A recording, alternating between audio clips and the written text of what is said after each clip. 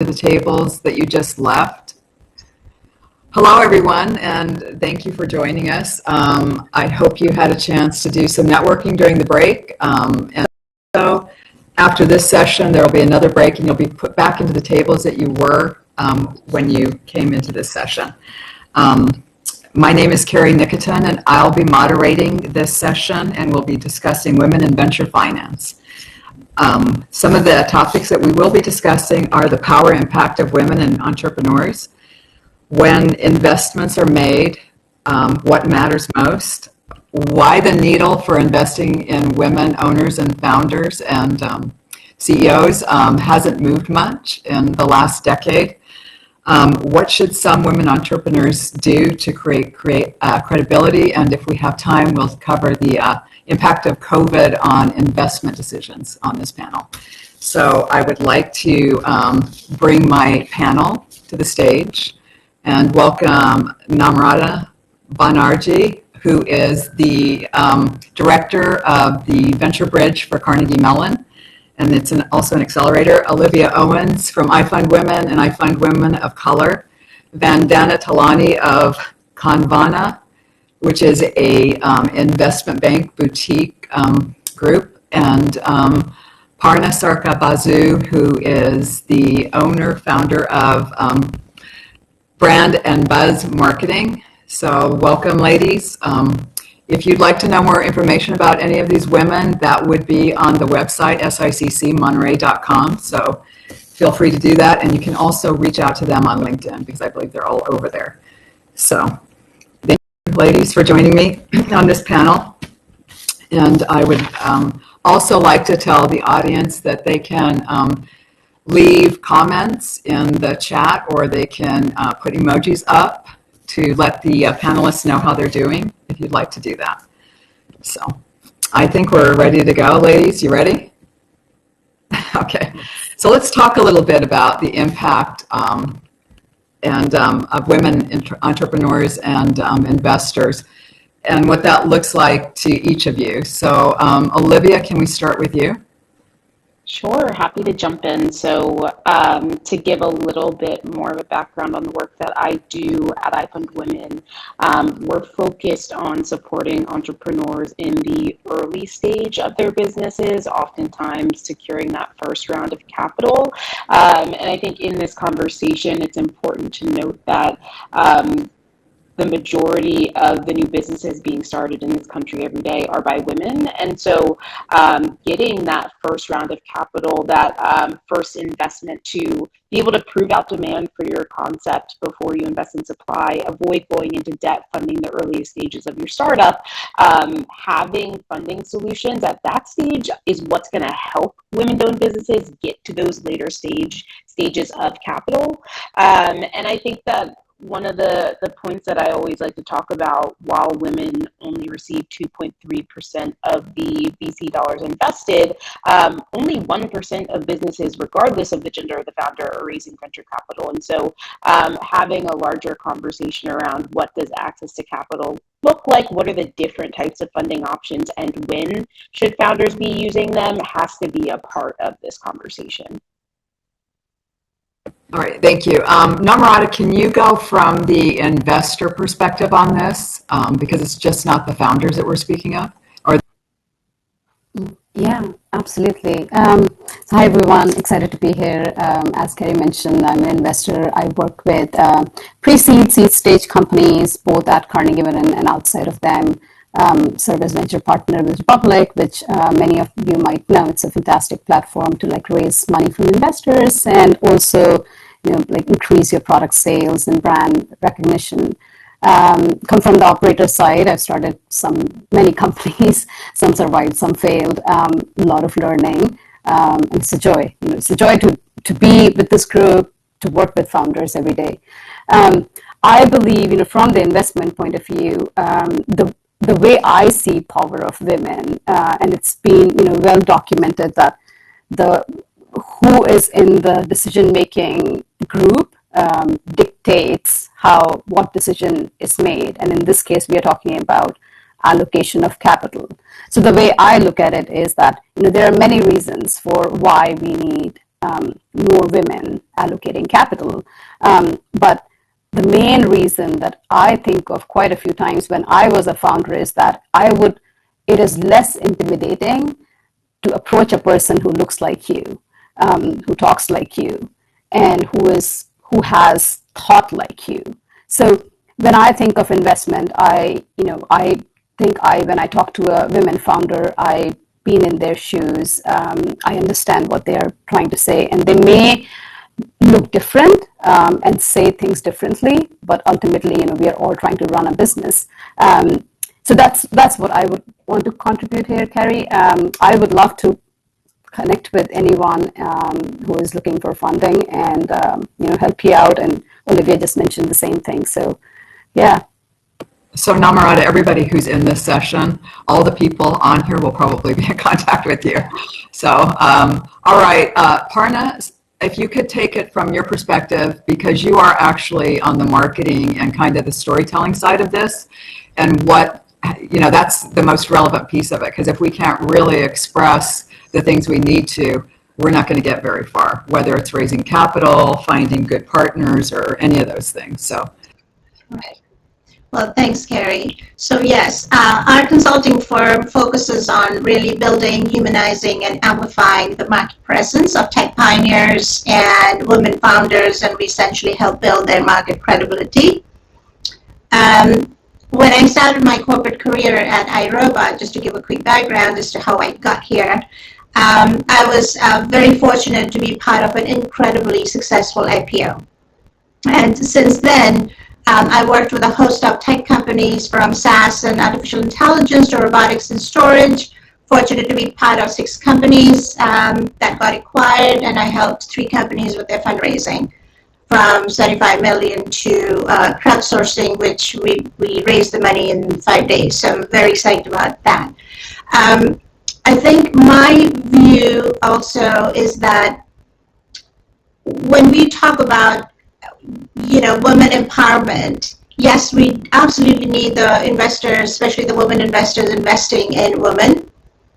But I also feel that the woman should also be part of a corporate culture, whether it's management, whether it's your product team, because they bring a very different perspective to, whether it's product design or management. We've seen so many stats, even like the McKinsey stat, I think, that talks about when you have a multi-gender executive team, your EBIT is up by like 21, more than 20%. So I am a big believer of making sure that women are part of, the investment community, the entrepreneurial community, as well as teams, especially when they're designing or innovating products.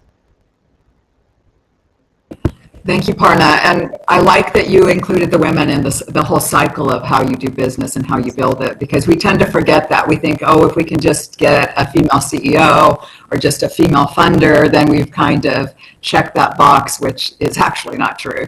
So thank you for that. Next, Vandana, you have a perspective from VC, family offices, and investment banking. So I'm very interested to hear what you have to say. Yeah, so, it's really important that we need to consider a plethora of factors when making investment decisions. Firstly, it is important to have a strong team. When venture capital investors are doing due diligence, the background of the CEOs, CTOs, CFOs, and founders becomes of utmost importance to them because they are primary drivers of success in the business. Secondly, they should have a certain level of market validation for their product or service. Their financial models, should indicate a promising future. Lastly, we as investors need to see how the company fits into our investment portfolio, whether it's creating an appropriate mix of investments, diversifying it, and leading it to effective, risk management. And I believe that a lot of inherent biases come into play, which hinder the process of investments and funding for builders and entrepreneurs. Nearly 90% of these investment decision makers are men, and about 86% of their funds go into all means. There's also, a lack of confidence that investors have in the ability of women to run businesses.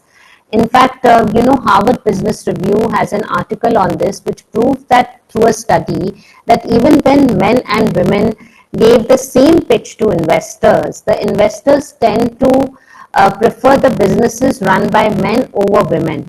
Therefore, the ecosystem needs to change. It needs to have a certain percentage of funds set aside for female founders, just so that these selection biases can be reduced. So this is my small take on it. Yeah.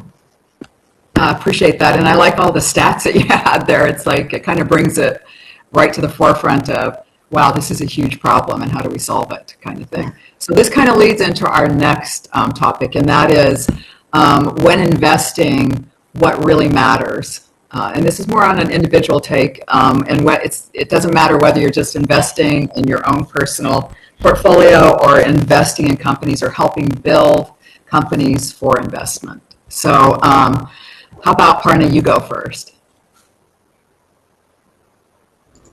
Sure. So I'm going to come at it from two perspectives, if I could. The first is, whether you're looking for VC funding or you're entering a new market, you have to stand out. That's a must. It's not optional, because there's so many people who are looking for funding. As an entrepreneur, I believe that you have to be seen, you have to be heard, and you have to have market credibility, especially if you are a first-time founder.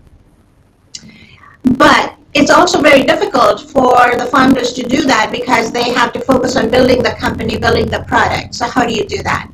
The second I would say is entrepreneurs get a lot of advice. How to create your pitch deck, how long should be, what should it have, how should you talk. But in reality, at least the entrepreneurs that I primarily work with, they're engineers at heart.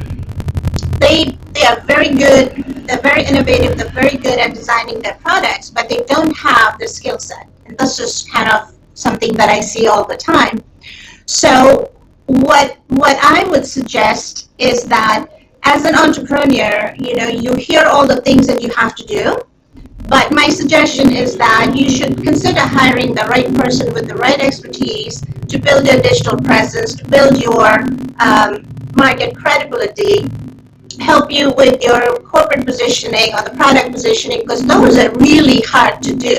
So in short, do it right the first time and let the experts make you the rock stars while you build your product or your company. Thank you, Parna. And yeah, that is the problem. You have high-tech people or tech savvy or medical savvy or fintech savvy, but they really don't know how to put a story together. So that's why we need people like you. Okay, Namrata, how about you?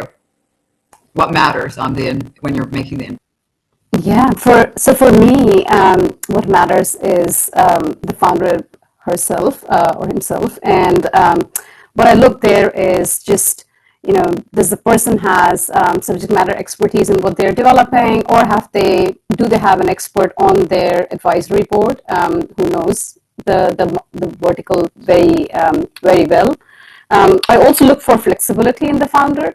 This is all of this is hard, right? Like just the fact that you decided to do a startup and let go of a well-paying job is hard enough. And so there's going to be so many bumps, and I really do look for the flexibility in the founder.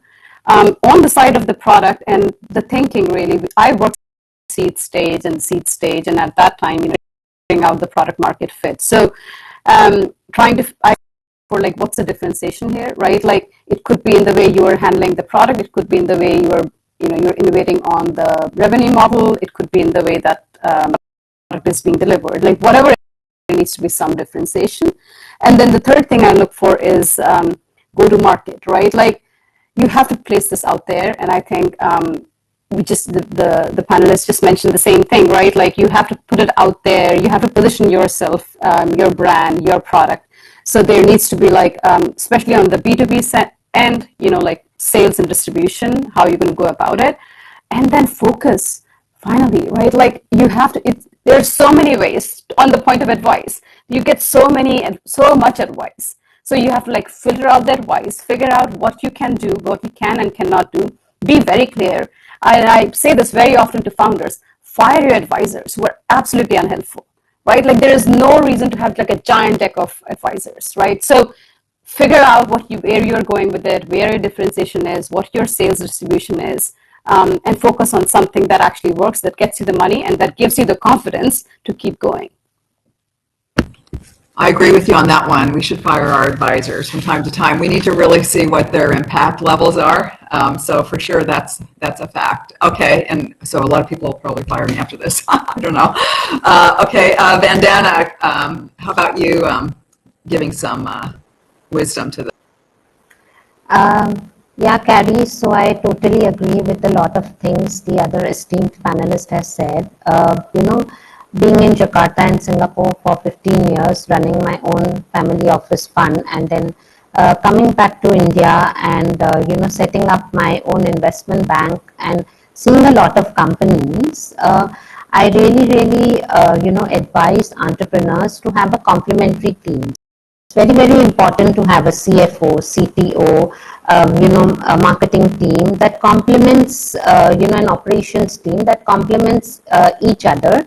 That will help you get the investments very fast. Also, many times entrepreneurs don't reach out to the right kind of investors. They have not checked the websites properly. They are, if it's a food entrepreneur, they are reaching to a technology, fund.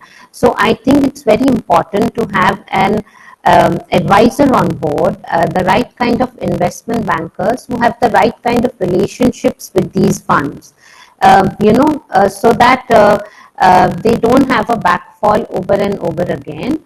Other than that, because investors don't spend more than 90 seconds on a deck, it's very important to have your pitch deck made professionally. Not only that, have a video pitch deck in order. It gives a better feel to the investors as to what exactly you are looking for. So I think I would look into these factors. Also, if the founder has the drive, is the founder humble enough to pivot?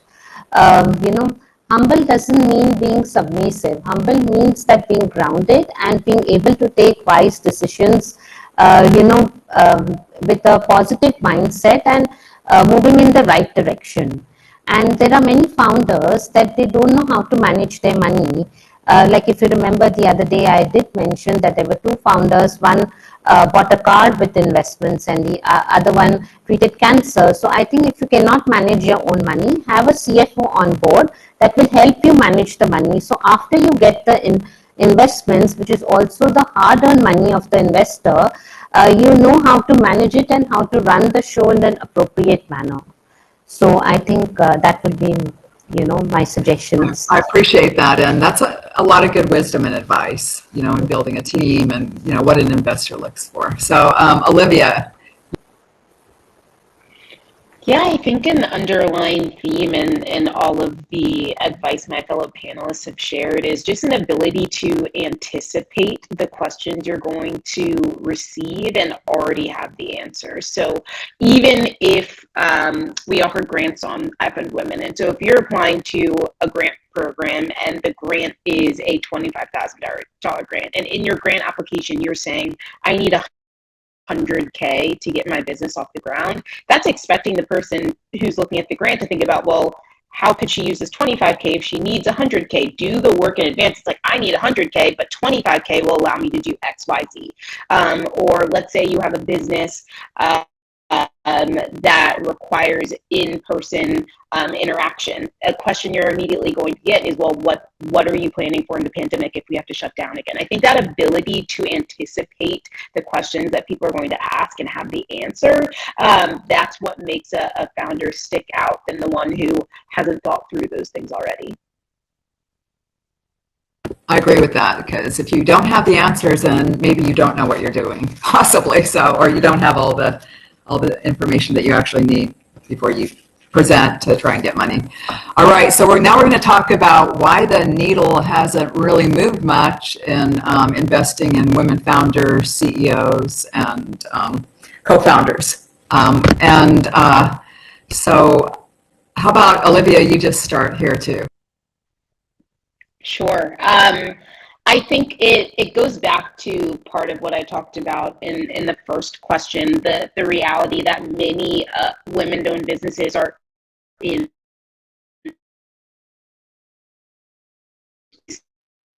is, and Olivia, you're the majority of new breaking businesses up on. being started. Got it. Am I back now? No, your connection's spotty. Let's see. If you want to jump to somebody else and come back to me. All right, Parna, how about you answer this now? What are your thoughts on the needle not moving much?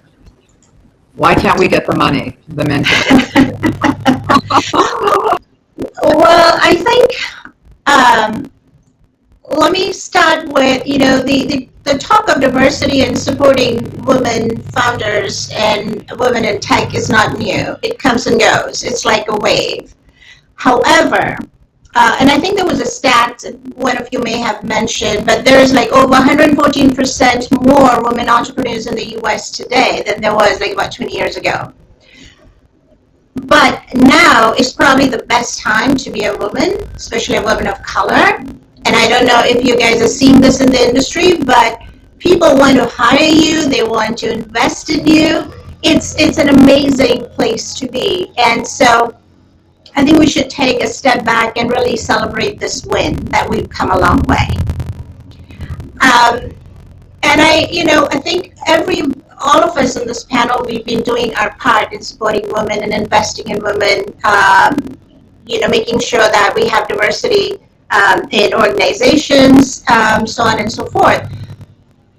But I also feel that moving forward, that we need more people of power, more people who have a bigger influence in the industry to help move that needle, to drive change and make an impact.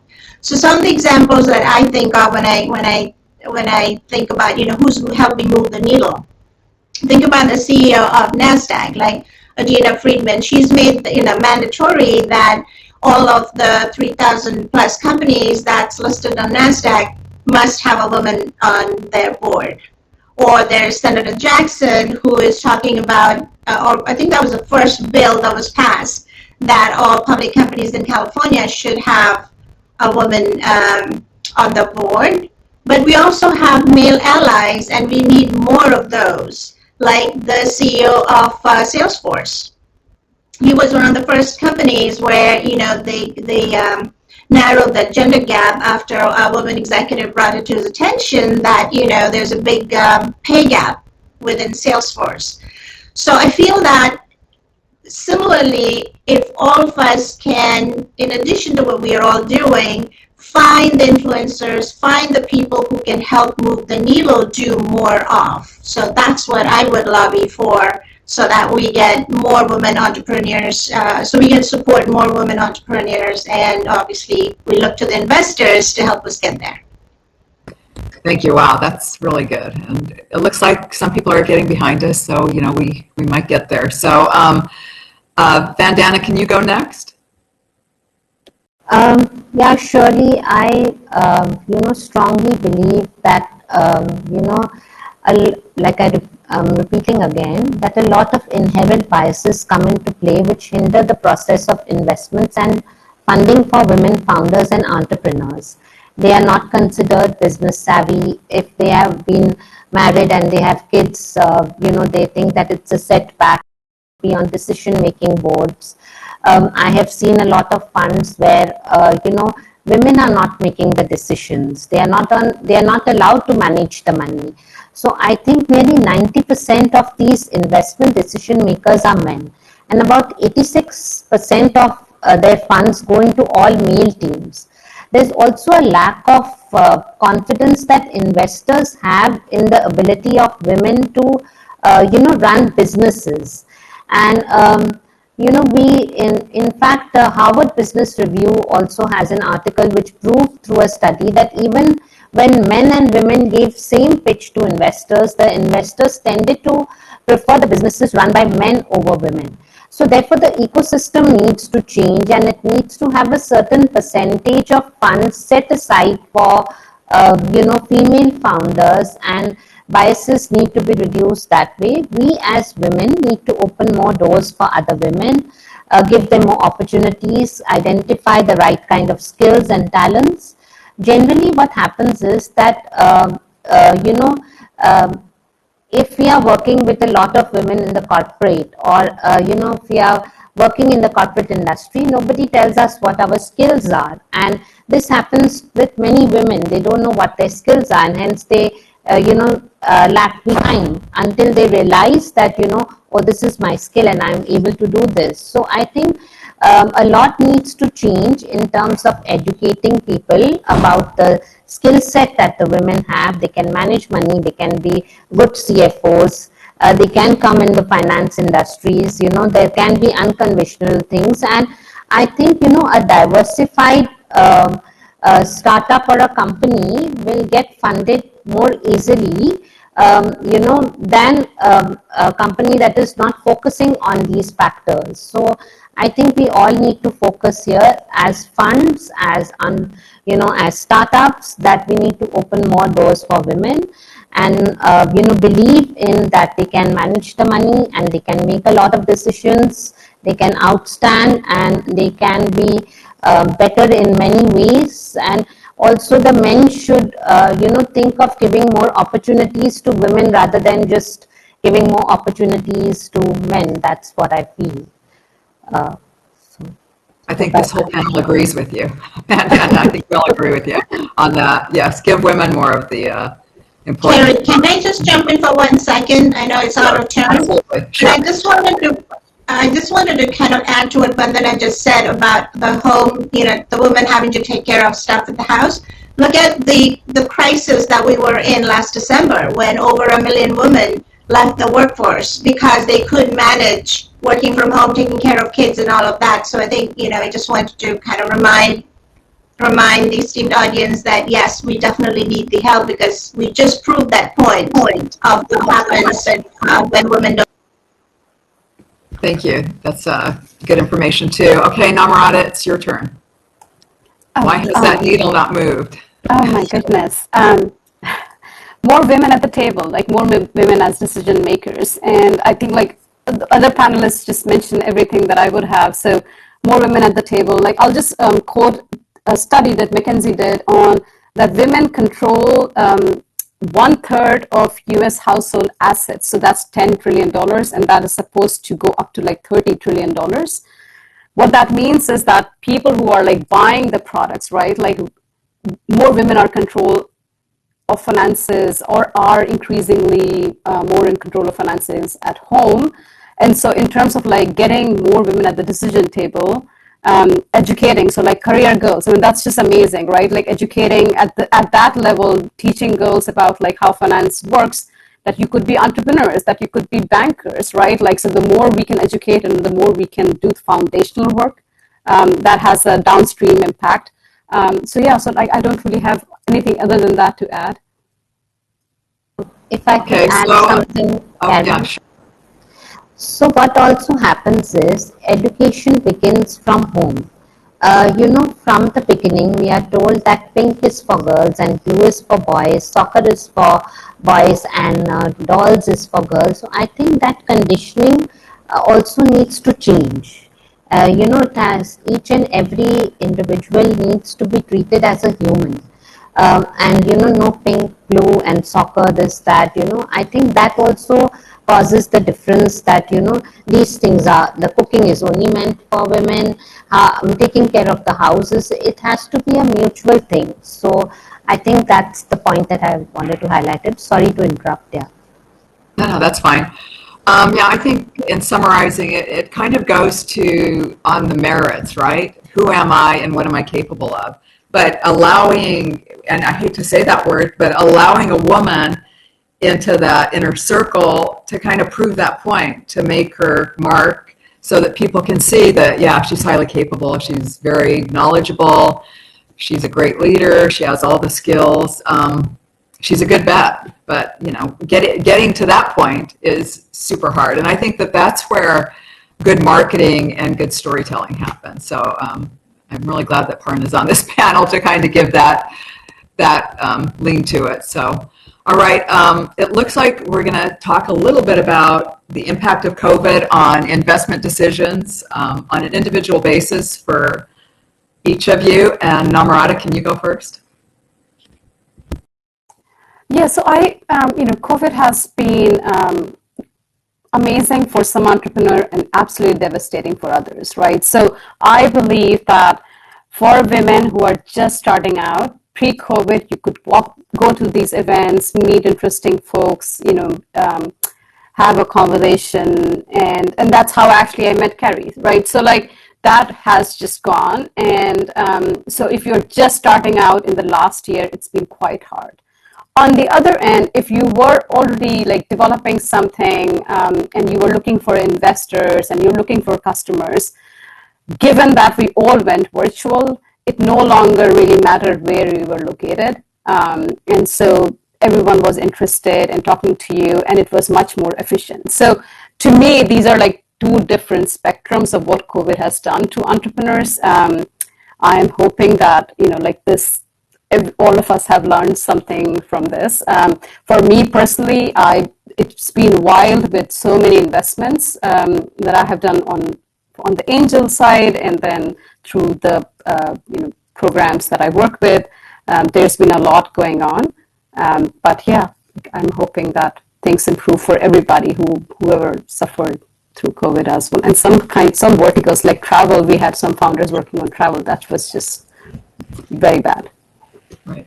Olivia?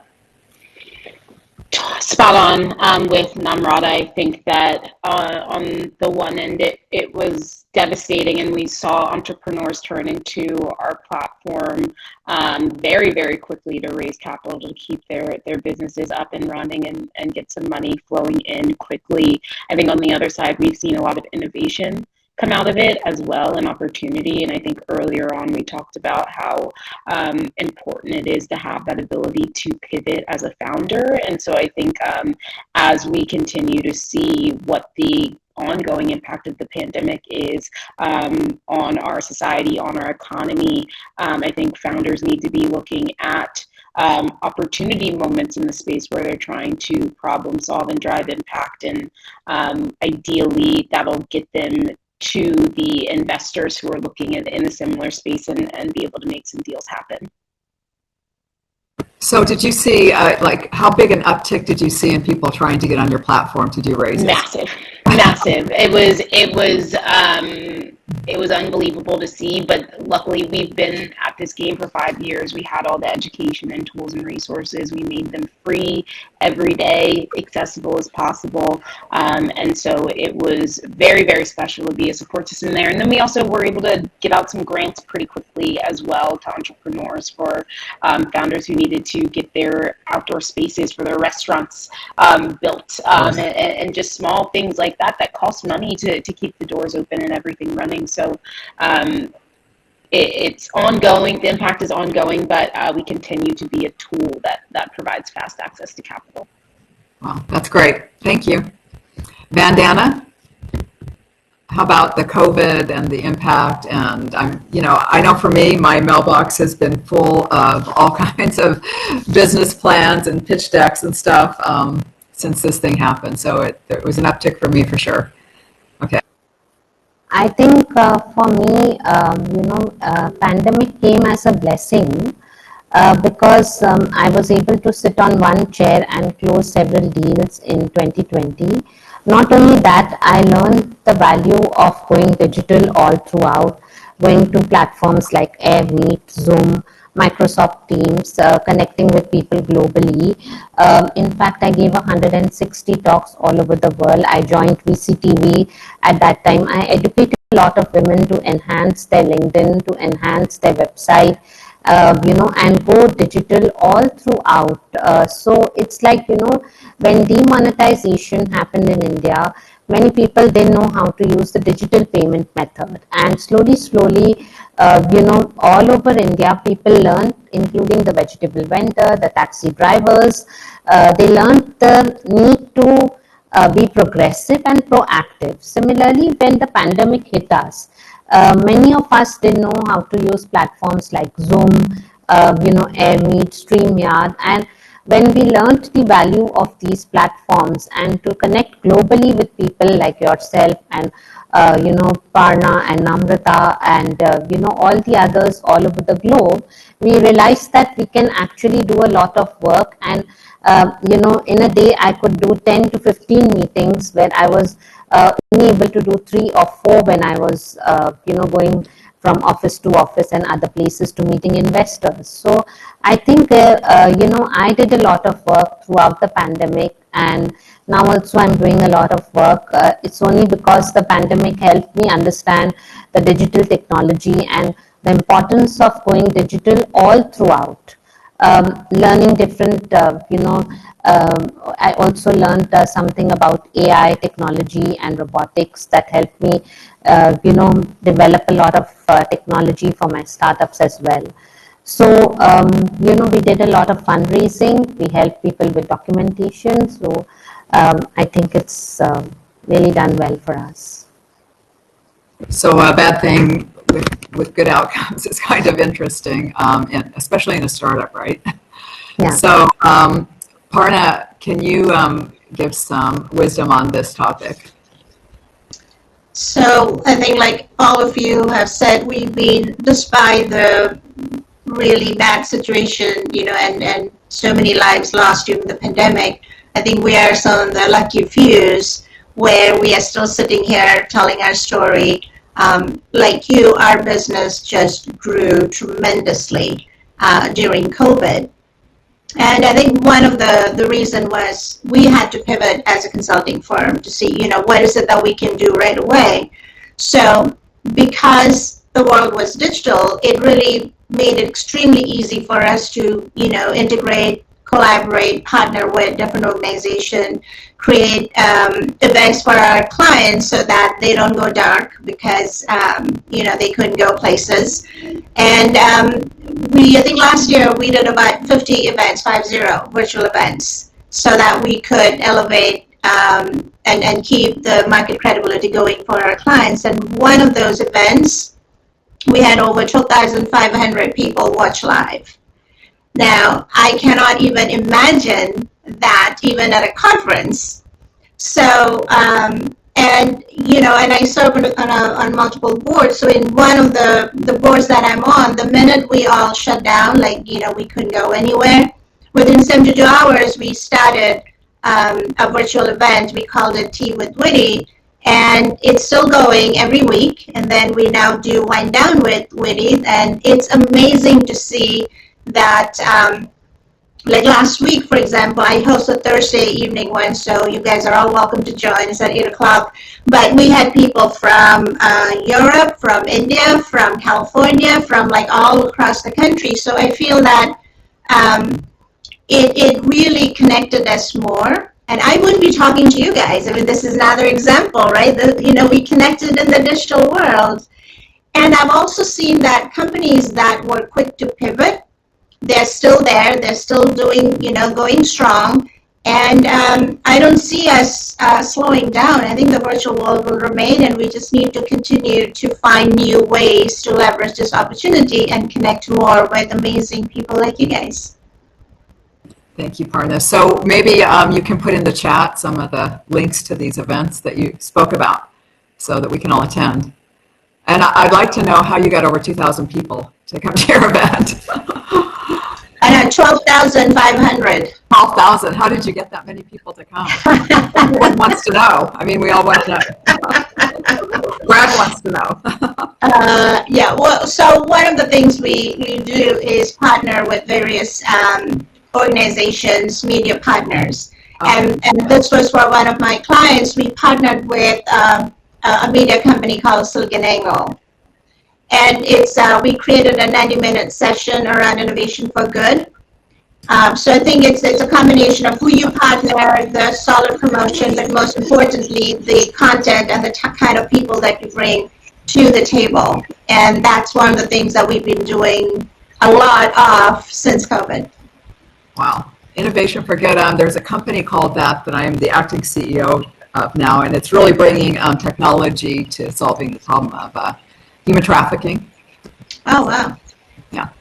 So we still have time, and I would like to have each of you give 3 pearls of wisdom to the startups who presented here today, as it pertains to where you're at in that cycle of startups. Parney? My apology, Carrie. I missed the question.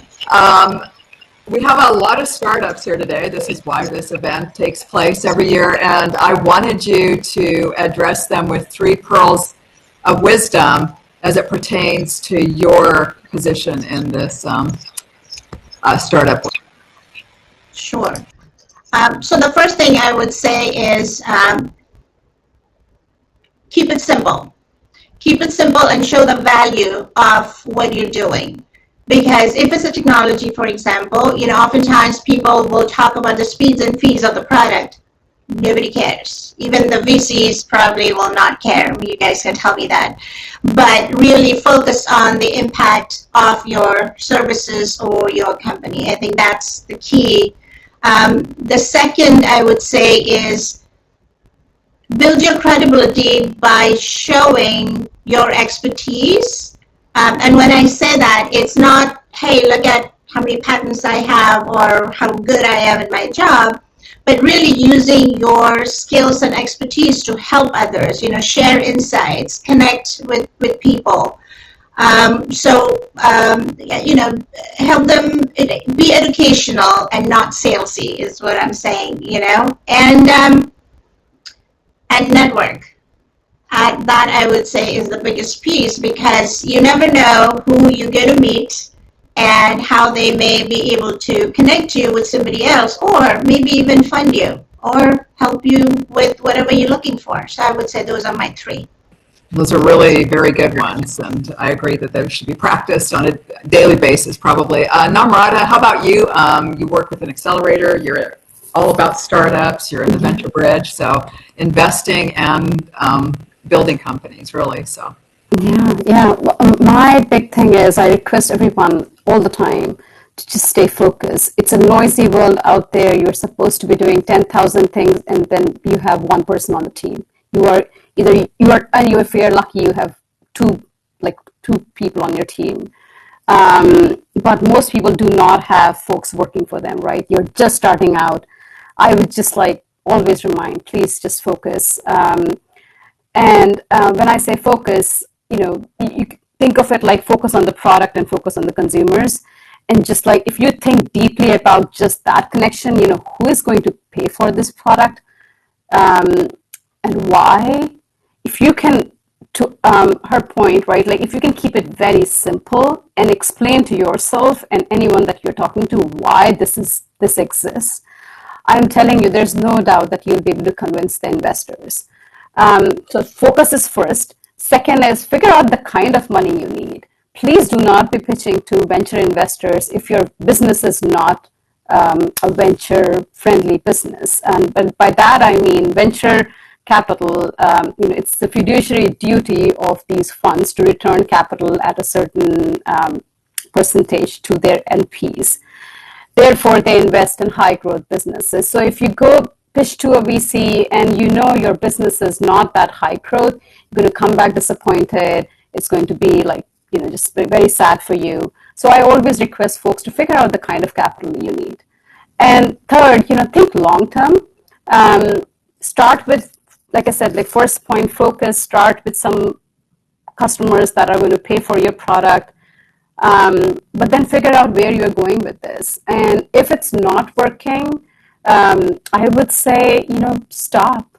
It's extremely sad. I have shut down startups. It's extremely sad. I still have PTSD from it. But knowing what I know and knowing that you're putting your life on hold for this startup, if it's not working out, just stop. So that's what I would say. And I know, I'm in awe that all of you founders out there are doing it. It's extremely hard. I'm inspired by you. Thanks, Namrata. I agree. It's like having a bad job. Just quit it. Don't continue to do it. Life is short. So, Vandana, how about your 3 pearls of wisdom? I think, just like the law of gravity, there is something called the law of attraction that always is working for us. And it's very important that we must stay positive. A positive mind helps us make the right decisions and helps us, make the wise decision. So I always recommend all startups to read the book, The Power of the Subconscious Mind. Be fearless, be bold, believe in yourself, believe in the hard work, and I strongly believe that there is some almighty power that is working towards the universe is always helping us connect with the right people.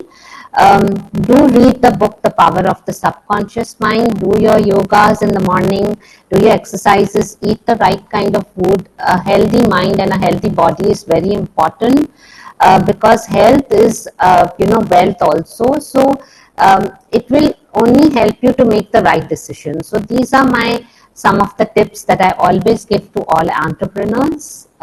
Apart from this, like I said before, have the right kind of people on your board, take suggestions. If you have an idea, show the business plan to somebody, be humble enough to pivot it. Don't use words like hope or want, just do it and believe in yourself.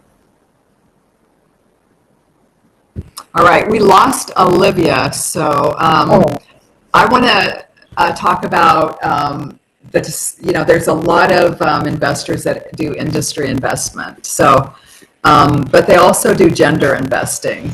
And what do you think we could do to change that in our space? Like, we're all in different kind of areas. I'm in exclusively startups for the most part. Bandana's in investment. Yes? Carrie, we're going to need to bring this to a close fairly soon. We're about a half hour behind time. Oh, okay. Well, all right. Well, I want to thank my panel then. Olivia first, who's no longer with us. Parna, thank you for all your wisdom and the marketing expertise and everything. That's invaluable, I think. Namrata, you're like the queen of accelerators to me.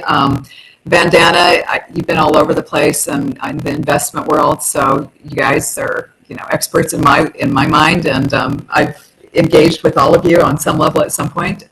And I'll be working more closely, I think, with Parna. So I guess that's a wrap for now. Thank you, everyone, for joining us on this session. The next session is going to be 3 companies pitching to venture investors. And I think that Jenny Kahn is going to be the moderator for that. So thank you all. Thank you for having us here. Have a good day. Bye, everybody. Bye. Thanks, Karen. Thank you. Bye.